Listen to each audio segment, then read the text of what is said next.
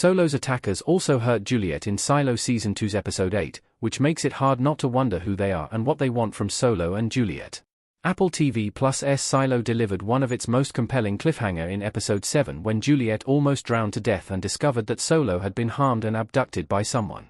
Since the two characters previously believed they were alone in Silo 17, the presence of more survivors proves to be an intriguing story development.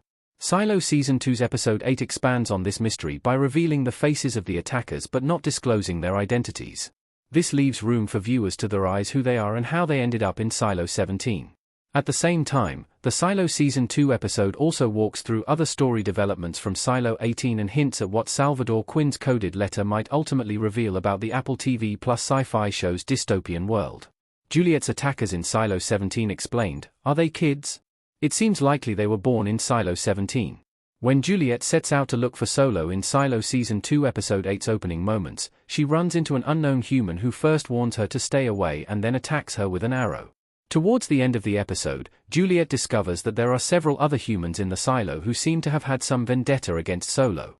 To Juliette's surprise, all the humans seem no older than 17 or 18 years in the silo. Many clues in Silo Season 2 have hinted that Solo was barely a teenager when the rebellion in his silo took place, suggesting that he remained in his vault for several decades. Solo's timeline confirms that the children Juliette runs into towards the end of Silo Season 2's Episode 8 were born after Silo 17's rebellion. Although Solo claims to be the sole survivor of Silo 17's rebellion, it now seems likely that there were a few others who survived the catastrophic event and even ended up having children in the underground city after the rebellion.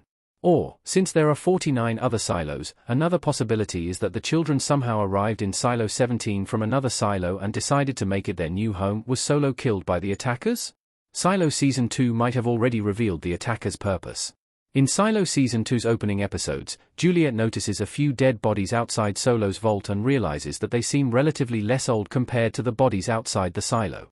This reveals that two humans tried to break into Solo's vault long after the rebellion, and he killed them in retaliation. The show does not give viewers a close look at the bodies, but the dead people Solo killed were likely adults. If they, too, were children, Juliette would have noticed and seen Solo as a major threat. Owing to these clues, it is hard not to believe that the two dead people outside Solo's vault were the children's parents, who either survived Silo 17's rebellion and later had children or arrived in Silo 17 from another silo with their children after the rebellion. They might have tried to enter Solo's vault to look for food and other resources. However, just like Solo threatened to kill Juliette in Silo Season 2's early moments, he might have had a confrontation with the two survivors.